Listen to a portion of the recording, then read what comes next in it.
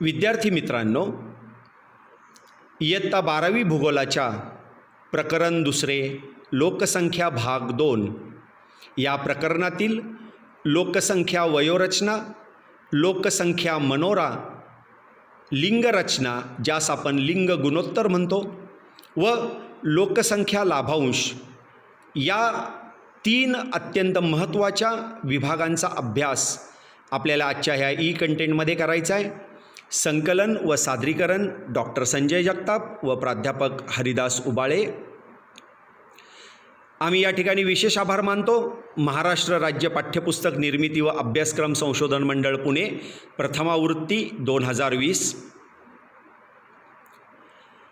विद्यार्थी मित्रांनो, लोकसंख्येला एक महत्त्वपूर्ण साधन संपत्ती मानलं जातं। अनेक गुणवैशिष्ट्यांचा समूह असलेला मानवी समुदाय, या मानवी समुदायातील अनेक गुणवैशिष्ट्यांपैकी शारीरिक आणि बौद्धिक या 2 गुणवैशिष्ट्यांचा प्रदेशाच्या विकासावरती प्रभाव पडत असतो।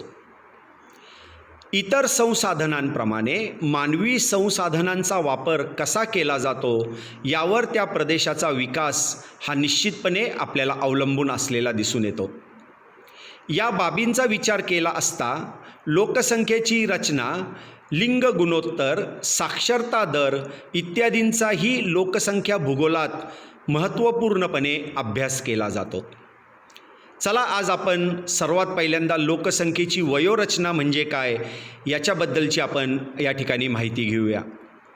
लोकसंख्या वयोरचनेची व्याख्या करत असताना एकूण लोकसंख्येची वयोगटानुसार केलेली वर्गवारी म्हणजे लोकसंख्या वयोरचना होय, अशा पद्धतीची व्याख्या आपल्याला या ठिकाणी केलेली दिसून येते।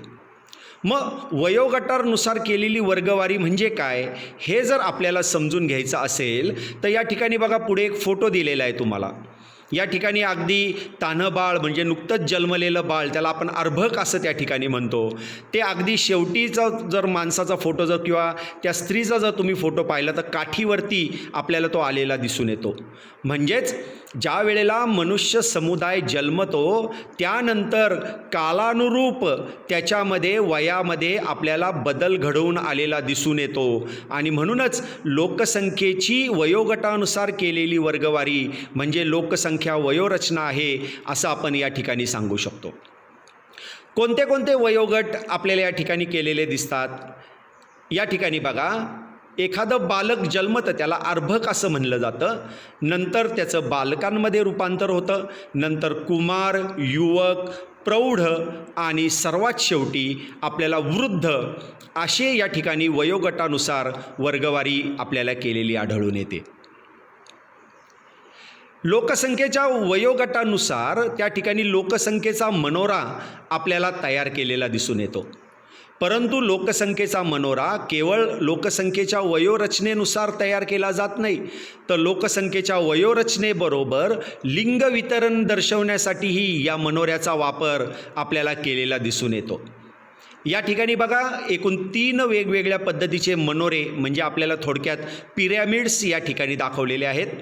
अ, आ आणि ई या प्रत्येक मनोऱ्यामध्ये डाव्या बाजूला पुरुष आणि उजव्या बाजूला स्त्रिया, म्हणजेच निळ्या रंगाने आपण पुरुषांचं प्रमाण दाखवलेलं आहे आणि गुलाबी लाल रंगाने त्या ठिकाणी स्त्रियांचं प्रमाण आपण या ठिकाणी दर्शवलेलं आहे। चला आपण एकेका मनोऱ्याचं या ठिकाणी अभ्यास करूया, परंतु मनोऱ्याचा अभ्यास करण्याच्या अगोदर या ठिकाणी मनोऱ्यामध्ये तुमच्या एक्स अक्षावरती लोकसंख्या दिलेली आहे दशलक्षामध्ये आणि वाय अक्षावरती त्या ठिकाणी लोकसंख्येचं वयोरचना या ठिकाणी आपल्याला दिलेली दिसते। म्हणजे एकाच मनोऱ्यामध्ये त्या ठिकाणी एकूण लोकसंख्या दशलक्षामध्ये, स्त्री आणि पुरुष यांचं प्रमाण आणि त्याचबरोबर 0 पासून ते 100 वयापर्यंत वयोरचना आपल्याला या ठिकाणी दिलेली दिसून येते। विद्यार्थी मित्रांनो, चला हा जो पिरॅमिड किंवा मनोरा आपल्याला दिसतो त्याचं नाव आहे विस्तारणारा मनोरा। विस्तारणारा मनोरा म्हणजे काय तर या मनोऱ्याचा तळ विस्तारत जाणारा असून शीर्षकाकडे तो निमुळता होत आहे। बघा, पहिल्या आकृतीमध्ये आपल्याला ह्या मनोऱ्याचा पाया म्हणजे त्याचा तळ हा विस्तारत गेलेला दिसतो, म्हणजे लहान मुलांचं प्रमाण आपल्याला याच्यामध्ये जास्त असलेलं दिसून येतं. परंतु जसं जसं तुम्ही वर जास्त वयोगटाच्या रचनेकडे जाता तसं तसा तो निमुळता आपल्याला झालेला दिसून येतो. आणि म्हणूनच याचा अर्थ वाढत्या वयोगटानुसार मृत्यूदरही वाढताना आढळतो. हे या विस्तारणाऱ्या मनोऱ्याचं एक प्रमुख वैशिष्ट्य आपण या ठिकाणी सांगू शकतो. हा जन्म आणि मृत्यूदर जास्त आहे हे या ठिकाणी दर्शवतो. बघा, जन्मदर जास्त आहे म्हणून तो तळाभागामध्ये आपल्याला जास्त असलेला दिसतो आणि मृत्यूदर जास्त आहे त्यामुळे त्या मृत्यूदरामध्ये असलेली लोकसंख्या आपल्याला कमी असलेली दिसून येते. आणि म्हणून विस्तारणारा मनोरा हा आपल्याला या विभागात दाखवलेला आहे. या विभागामध्ये आपल्याला संकोचणारा मनोरा या ठिकाणी दाखवलेला आहे. या मनोऱ्याचा तळ संकुचित होत जातो, म्हणजे बारीक बारीक होत जातो. तर शीर्षकाकडे जर तुम्ही पाहिलं तर जास्त वयोगटाच्या रचनेकडे, जास्त वयोगटाच्या माणसांकडे तो आपल्याला विस्तारत गेलेला दिसून येतो. हे याचं सर्वात महत्त्वाचं वैशिष्ट्य आपल्याला या ठिकाणी सांगता येतं. ह्याचा अर्थ काय होतो? संकोचणारा मनोरा म्हणजे काय? तर वृद्धांची संख्या समाजामध्ये आपल्याला जास्त असलेली दिसते, तर तरुणांची संख्या कमी असते, असं आपल्याला ह्या मनोऱ्याचं दुसरं महत्त्वाचं वैशिष्ट्य सांगता येतं. यामध्ये जन्मदर कमी आणि मृत्यूदर अगदी कमी आपल्याला असलेला दिसतो. आणि म्हणून या ठिकाणी हा संकोचणारा मनोरा हा एक अत्यंत वैशिष्ट्यपूर्ण मनोरा म्हणून आज आपल्याला ओळखलेला दिसून येतो. तिसरा जो भाग आपल्याला पाहायचा आहे, तिसरा मनोरा, त्याला म्हणलं जातं स्थिरावलेला मनोरा. वयोगटाच्या प्रत्येक गटाची टक्केवारी जवळजवळ आपल्याला समान असलेली दिसते. बघा, जवळजवळ समान आहे म्हणजे जास्त काही मोठा फरक त्याच्यामध्ये आपल्याला निर्माण झालेला दिसत नाही. जन्मदर आणि मृत्यूदर हे दोन्ही अगदी कमी आपल्याला झालेले दिसून येतात आणि त्यामुळे लोकसंख्येची वाढ अगदी नगण्य असते असा निष्कर्ष काढता येतो. आणि म्हणून स्थिरावलेला मनोरा हा एक अत्यंत महत्त्वाचा वैशिष्ट्यपूर्ण मनोरा आपल्याला या ठिकाणी लोकसंख्येच्या अभ्यासामध्ये निश्चितपणे अभ्यासता येतो. प्रामुख्याने आपण लोकसंख्येच्या वयोरचनेचा अभ्यास करत असतो त्यावेळेला आपल्याला 3 महत्त्वाचे विभाग त्याच्यामध्ये पडलेले पाहता येतात.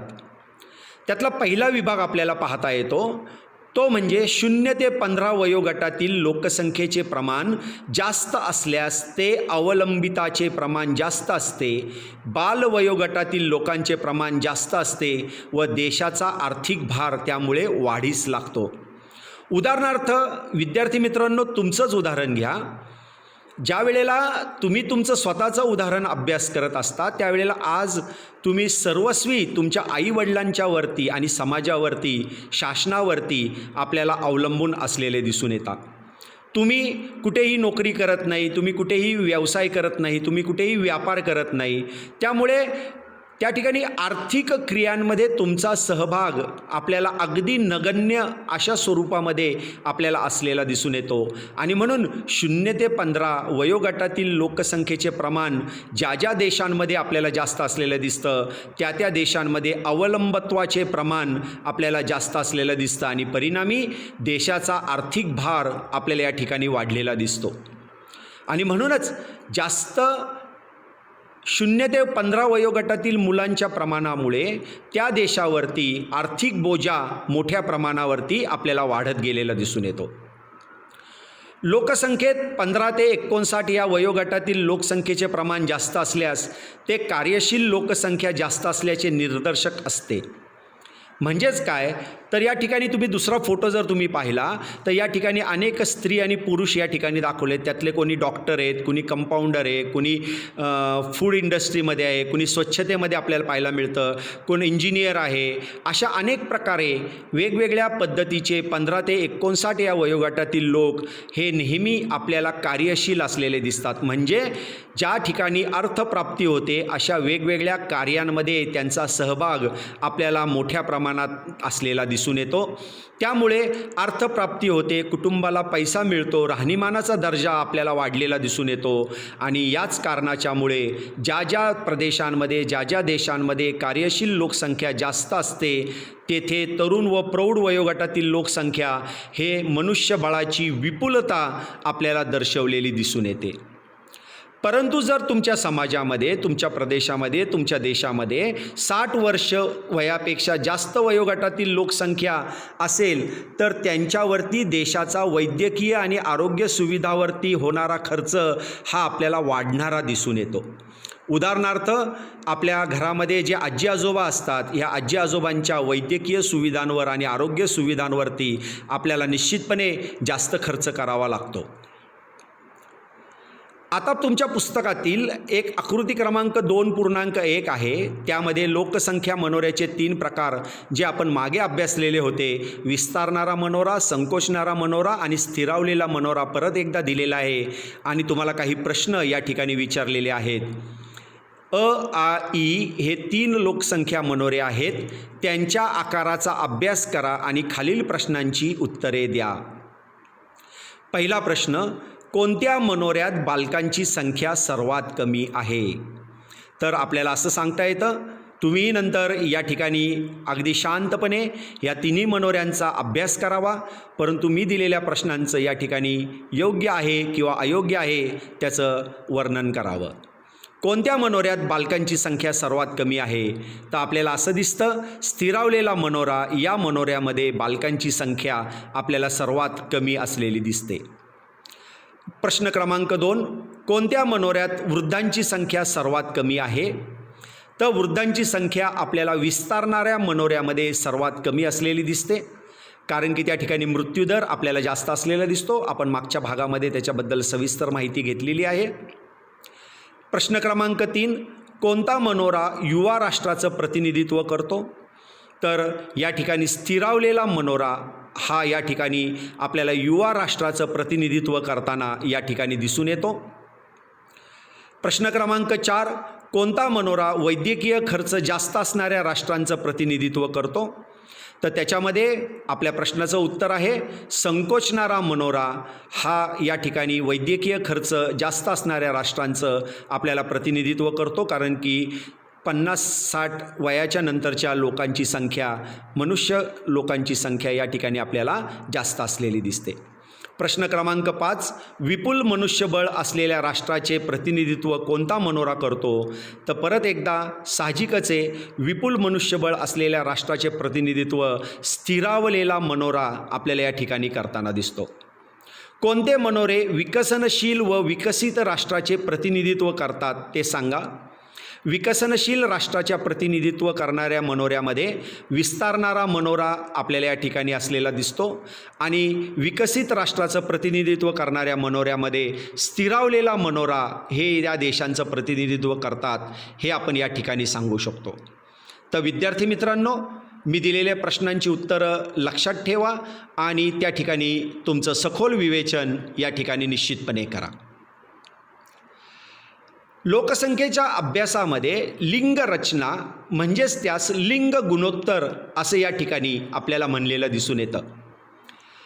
आपण पाहिलं की लोकसंख्येच्या मनोऱ्यामध्ये वयोगटानुसार स्त्री आणि पुरुषांचं प्रमाण आपल्याला दर्शवलेलं दिसून येतं आणि म्हणूनच लिंग रचनेचा ज्या वेळेला आपण अभ्यास करतो किंवा लिंग गुणोत्तराचा आपण ज्या वेळेला अभ्यास करतो त्यावेळेला एकूण लोकसंख्येत पुरुषांच्या तुलनेत असणारे स्त्रियांचे प्रमाण म्हणजे लिंग गुणोत्तर होय, असं या ठिकाणी आपल्याला त्याची व्याख्या सांगता येते.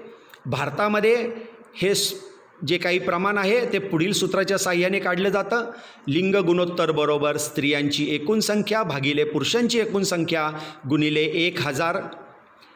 या ठिकाणी एक फोटो दिलेला आहे बघा. Sex ratio in India, females per 1000 males, म्हणजे प्रत्येकी 1000 मनुष्याच्या मागे किती स्त्रिया आहेत त्याच्यावरती आपल्याला लिंग गुणोत्तर या ठिकाणी काढलं जातं.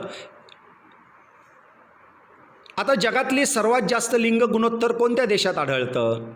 तर 1990 म्हणजे 1000 पुरुषांच्या मागे 990 स्त्रिया हे लाटविया नावाचा देश, इस्टोनिया, रशिया, युक्रेन या देशामध्ये आपल्याला पाहता येतं. याच्यामध्ये आपल्याला साधारणपणे 1000 पुरुषांच्या मागे 1162 स्त्रिया आपल्याला या ठिकाणी असलेल्या दिसून येतात. युरोपमध्ये हेच प्रमाण 1000 पुरुषांच्या मागे 1075 स्त्रिया असं प्रमाण आपल्याला या ठिकाणी दिलेलं दिसून येतं. ह्याच्या कारणांचा ज्या वेळेला मी अभ्यास करतो की जगामधील सर्वात जास्त लिंग गुणोत्तर ह्या पुढारलेल्या देशांच्यामध्ये का आढळतं, तर त्याच्या कारणांचा अभ्यास करत असताना त्या देशांच्यामध्ये पुरुष आणि स्त्रियांमध्ये समानता आपल्याला निर्माण झालेली दिसते. त्याला इक्वॅलिटी असं त्या ठिकाणी म्हणलेलं दिसून येतं. स्त्री आणि पुरुष समान आहे असं या ठिकाणी आपल्याला त्यांचं समाजाने मान्य केलेलं दिसतं. जेवढे अधिकार पुरुषाला आहेत तेवढेच अधिकार आपल्याला स्त्रीला असलेले दिसतात. जेवढं काम पुरुषांना आहे तेवढंच काम स्त्रीला असलेलं दिसतं. जेवढं वेतन पुरुषांना मिळतं तेवढंच वेतन स्त्रीला मिळतं. अनेक वेगवेगळ्या पद्धतीने सामाजिक, धार्मिक, राजकीय कोणत्याही किंवा आर्थिक घटकांचा तुम्ही विचार केला तर स्त्री आणि पुरुषांच्या समानतेमध्ये आपल्याला कुठेही वाढ किंवा घट झालेली दिसत नाही. त्याच्यामध्ये समानता आपल्याला निर्माण झालेली दिसते, इक्वॅलिटी निर्माण झालेली दिसून येते. विद्यार्थी मित्रांनो, दुसरं महत्त्वाचं कारण आपल्याला सांगता येतं की त्या ठिकाणी या देशांच्यामध्ये स्त्रियांच्या साक्षरतेचं प्रमाण आपल्याला नेहमी जास्त असलेलं दिसून येतं. आणि तिसरा जो महत्त्वाचा मुद्दा आहे त्याचा म्हणलं जातं उच्च वैद्यकीय सुविधा, यामुळे स्त्रियांच्या मृत्यूचे प्रमाण आपल्याला कमी असलेलं दिसतं. अविकसित देशांच्यामध्ये स्त्रियांच्या वैद्यकीय सुविधांकडे त्या ठिकाणी आपल्याला लक्ष दिलेलं दिसत नाही.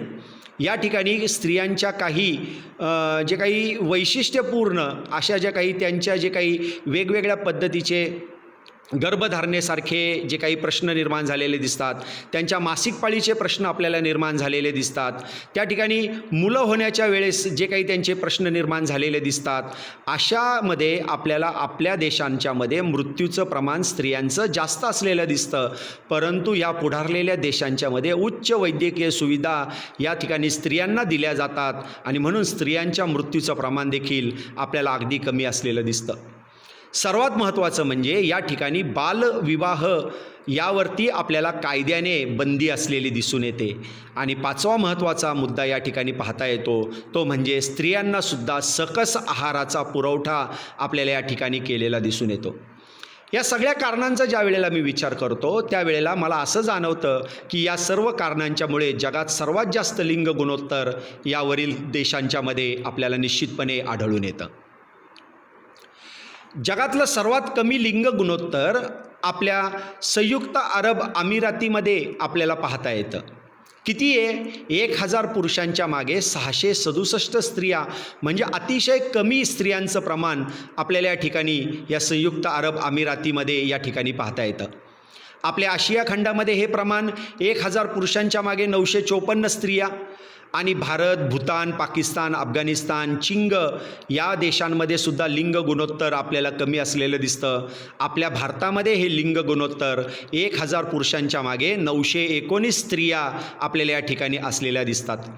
म्हणजेच या ठिकाणी लिंग गुणोत्तरामध्ये आपल्याला त्या ठिकाणी एक वेगळेपणा या आशिया खंडामध्ये निर्माण झालेला दिसून येतो. ह्याची कारणं ज्या वेळेला मी अभ्यासत असतो त्यावेळेला आपल्याकडची पुरुषप्रधान संस्कृती आणि स्त्रियांना दुय्यम दर्जाची वागणूक ही या ठिकाणी अत्यंत महत्त्वाची मानली जाते. या ठिकाणी स्त्रियांच्या साक्षरतेचं प्रमाण आपल्याला कमी असलेलं दिसतं. मुलींनी शाळेत जायचं प्रमाण आपल्याला कमी असलेलं दिसतं. कारण या ठिकाणी मुलगी ही काय करणार शाळेत जाऊन, त्या ठिकाणी किती शिकून नंतर तिला तेवढा शिकलेला नवरा मिळाला पाहिजे की त्यापेक्षा घरातली धुनी भांडी केली तर तेवढंच तिच्या संसाराला चांगलेपणा प्राप्त होईल नंतरच्या काळात. ह्या सगळ्या ज्या काही आपल्या विचारांची कल्पना आपल्याला पाहायला मिळते, ह्या विचारांच्यामुळे या ठिकाणी स्त्रियांच्या साक्षरतेचं प्रमाण आपल्याला कमी असलेलं दिसतं. अनेक विविध कारणांच्यामुळे स्त्रियांचं मृत्यूचं प्रमाण देखील आपल्या ह्या आशिया खंडामध्ये आपल्याला जास्त असलेलं दिसतं. प्रामुख्याने वैद्यकीय सुविधांचा कमी विकास आपल्या आशिया खंडामध्ये आपल्याला झालेला दिसतो आणि त्याचा प्रत्यक्ष फटका ह्या स्त्रियांच्या मृत्यूच्या प्रमाणात जास्त आपल्याला या ठिकाणी पाहता येतो. या ठिकाणी आपण जर पुढचा मुद्दा अभ्यासला तर रूढी परंपरा आणि अंधश्रद्धेचाही फटका आपल्याला या स्त्रियांच्या लिंग गुणोत्तराला पाहिलेला मिळतो. त्या ठिकाणी मुलगी म्हणजे दुसऱ्याचं धन, मुलगी म्हणजे त्या ठिकाणी आपल्याला लग्न होऊन दुसरीकडे जाणारे, मग तिच्या शिक्षणावरती कशाला जास्त खर्च करा, तिच्या सुविधांवरती कशाला जास्त खर्च करा, या ठिकाणी लवकर मुलींचं लग्न लावून देणं म्हणजे आपल्यावरची जबाबदारी कमी करणं, अशा अनेक रूढी परंपरा अंधश्रद्धा आपल्या देशांच्यामध्ये आशिया खंडांमध्ये आपल्याला पाहायला मिळतात. त्याचाही प्रत्यक्ष फटका आपल्याला स्त्रियांच्या कमी प्रमाणाला या ठिकाणी आढळून येतो. त्याच पद्धतीने मुलींच्या संगोपनाकडे दुर्लक्ष आपल्याला झालेलं दिसून येतं. म्हणजे एखाद्या घरामध्ये एखादा मुलगा आणि एखादी मुलगी असेल तर मुलाच्या संगोपनाकडे जास्त लक्ष दिलं जातं. आईवडील आपल्या मुलाचं शिक्षण, आपल्या मुलाचं आरोग्य याच्याकडे जास्त लक्ष देतात, परंतु मुलीच्या शिक्षणाकडे आणि आरोग्याकडे त्या ठिकाणी कमी लक्ष देतात, असं या ठिकाणी निश्चितपणे आढळून आपल्याला आलेलं दिसून येतं. आणि साहजिकच आहे, सकस आहाराचा अपुरा पुरवठा मुलींना दिला जातो आणि म्हणून देखील या ठिकाणी आपल्याला आशिया खंडांमध्ये या ठिकाणी आपल्याला सर्वात कमी लिंग गुणोत्तर पाहता येतं. आता पुढचा मुद्दा आपण या ठिकाणी लिंग गुणोत्तरानंतर पाहूया, तो म्हणजे लोकसंख्या लाभांश. लोकसंख्या लाभांश म्हणजे काय हे आपण नंतरच्या काळात पाहणार आहोत, परंतु सध्या तुम्हाला भारताच्या लोकसंख्येच्या लाभांशाबद्दल एक टेबल या ठिकाणी दिलेलं आहे.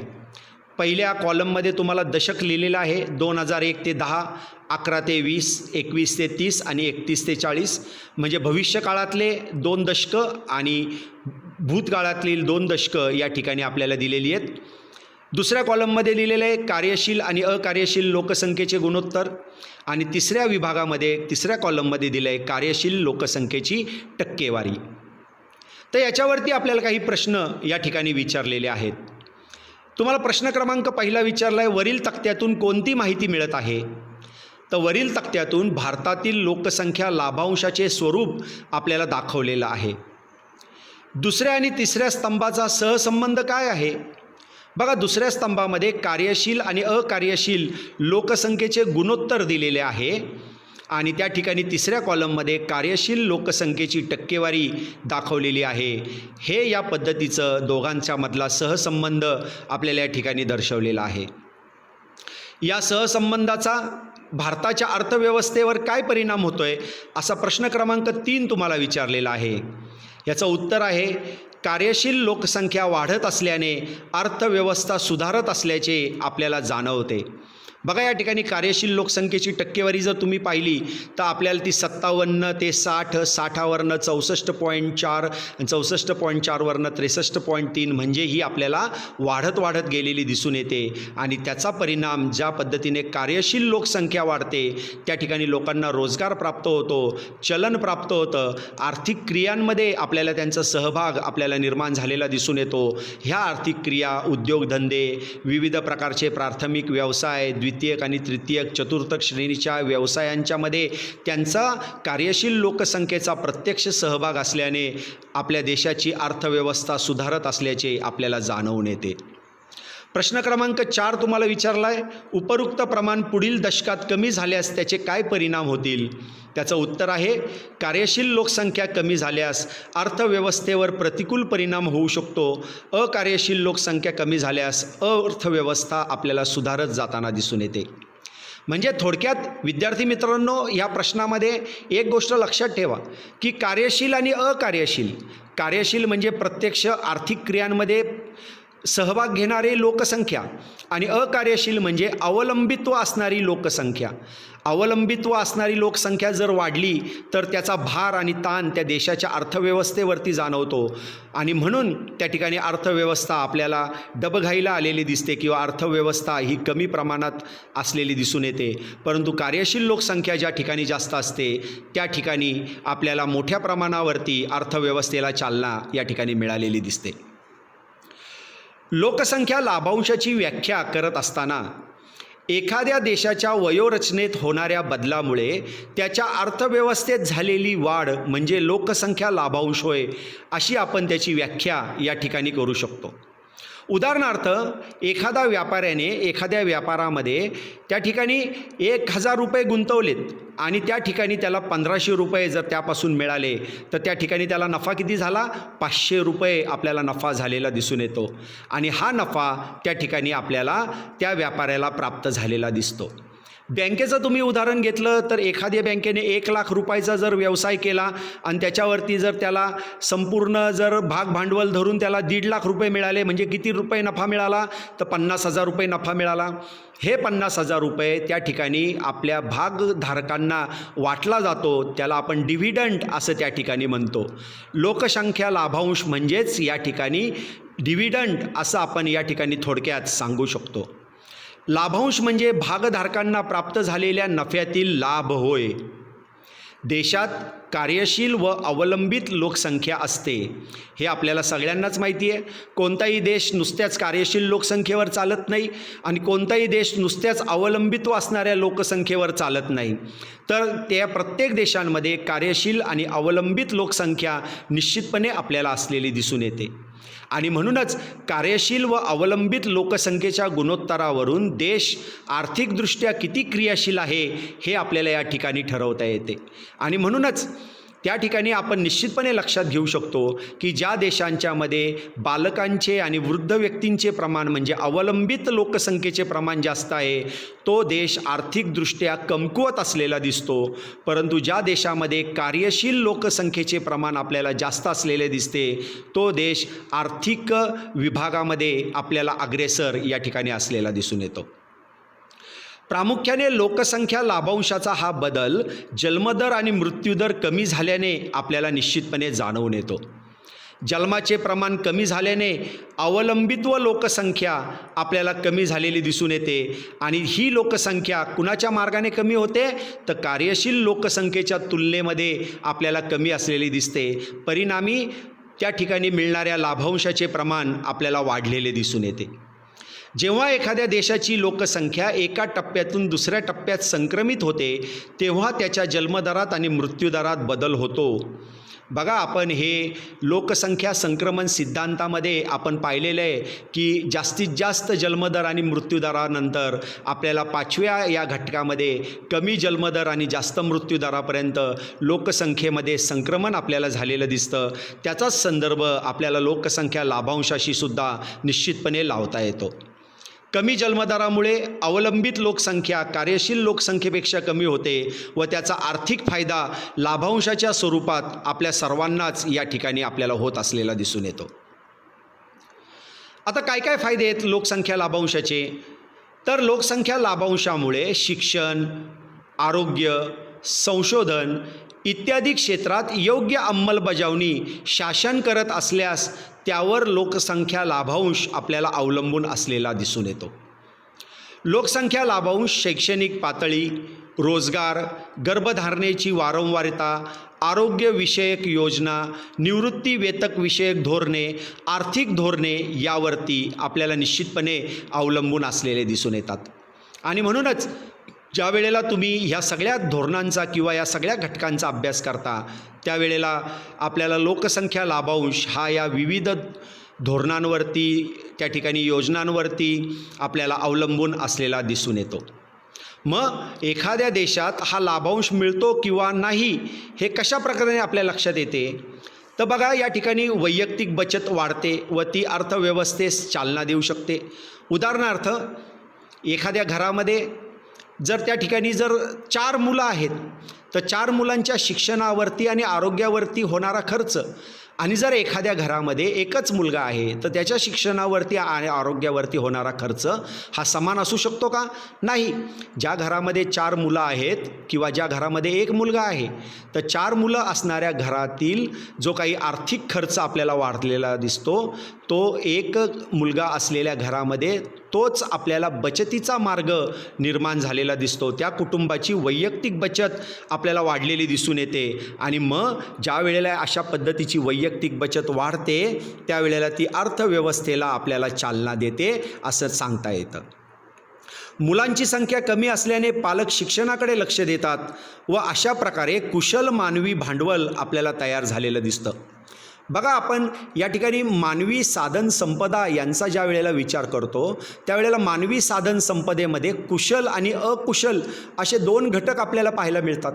शिक्षणामुळे आपल्याला त्या ठिकाणी कुशल मजूर पुरवठा मोठ्या प्रमाणात निर्माण झालेला दिसतो आणि जर शिक्षणाचं प्रमाण कमी असेल त्या ठिकाणी आपल्याला अकुशल मजूर पुरवठा निश्चितपणे झालेला दिसून येतो.